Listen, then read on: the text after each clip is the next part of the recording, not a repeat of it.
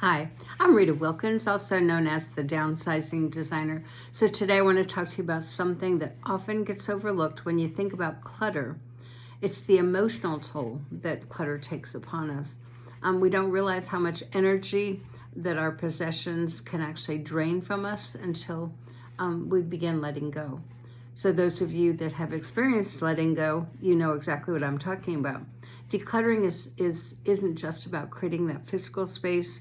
It's about lifting that invisible weight from your heart, from your mind, and also freeing yourself to live more fully. So I want to talk to you about the emotional cost of clutter and how decluttering can actually bring a sense of relief, freedom, peace, and clarity.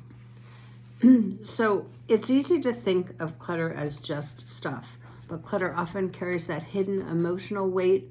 It's those piles of clothes that are sitting in the corner. It's the stack of books, magazines, newspapers, the old gifts that you don't want. They're the ones that are creating that physical mess, and they also create that emotional clutter that you might be experiencing. So every item that you hold on to has some form of attachment or a story that lingers in the back of your mind. So whether it's guilt for not using something that someone that you love gave you, whether it's nostalgia for the past memories that you have about that object, or whether it's the frustration and the disorganization that those possessions can quietly drain that emotional energy. So without realizing it, we carry those invisible burdens every single day, and the stress adds up over time, leaving us feeling overwhelmed, guilty, stressed, stuck. And when you start letting go of these things that no longer serve you, it's like lifting that weight off of your shoulders. So I want to talk to you about the freedom of letting go of all of that stuff. So it's obviously more about clearing the emotional space and releasing those things that no longer align with who you are. And when it frees you up from the unnecessary items, you'll notice an immediate sense of lightness and being free. And that simple act is of decluttering a closet, a drawer, or even a single room can leave you feeling mentally and emotionally much lighter. So the best part is letting go of these items doesn't mean that you lose those memories or the lessons that they represent. You're simply creating the space for new experiences and opportunities, ones that align with your life right now. So there are 5 ways to let go of the emotional clutter. The first one is to acknowledge the emotional attachment. So this sometimes is the hardest because we don't realize that there's that connection. But when you take a moment to recognize the feelings that come as you look at an item, so actually hold it in your hand, does it bring guilt or nostalgia or a sense of obligation? So for me, it was my mom's teacups. And when I would hold one in my hand, I felt very nostalgic about it and realized that it was the memories that were in my heart, not in that teacup. So I kept a few of them, but I certainly didn't keep all of them. So when you acknowledge these emotions, it's the first step of letting go. Once you understand that emotional attachment, it's easier to make peace with saying goodbye to it. So ask yourself, that's the second thing, is ask yourself if it serves you today.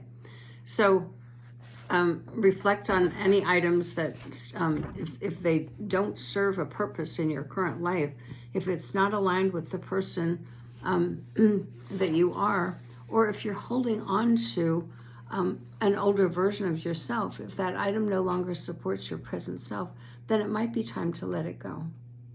The third is to release the guilt. So many of us hold on to things out of guilt. And this could be the gifts that we've never used, the expensive purchases, the clothing, the whatever that we bought that we now regret. And then it's the sentimental items that we feel obligated to keep. So those sometimes are the family heirlooms, the furniture, the china, the crystal, all of that stuff. They remind you, they're reminders. Letting go of those items doesn't mean you're letting go of that person who gave it to you. or the memory attached, or the value that it once had. Freeing yourself from guilt allows you to live more with more emotional clarity. And the fourth step is to start with small steps. So decluttering obviously can be overwhelming. So if you start small, just pick one area or one category, such as your linen closet or kitchen drawer, and just begin there. You'll start to see the results of letting go. You'll feel more motivated to then take on the larger spaces. And number 5 is to visualize the benefits of a clutter-free life. So when you focus on how much better you're going to feel when all of that clutter is gone, just imagine what that would feel like.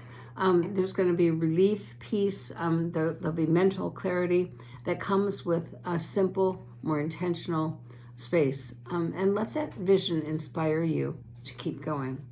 So decluttering is one of the most powerful acts of self-care that you can really do for yourself. It's a way of healing emotionally by shedding the layers of the stress, the anxiety, and all of that stuff that clutter brings.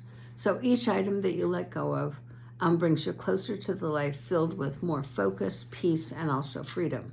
So as you begin this process of decluttering, remember, it's not about creating a clean home. It's not about being perfect. It's not about it is about creating a peaceful mind and a peaceful heart. That space that you're creating it'll free it up physically, but it's also going to free it up emotionally, allowing you to reconnect with yourself and also the life that you really want. So decluttering is a journey. It's an emotional one, and it's a healing one. So it's not about having the perfect home. It's about creating a space that reflects your values, your peace, and your joy. So each small step that you take towards simplifying your space is a step towards lifting that invisible weight that's been on your shoulders. I hope this helps.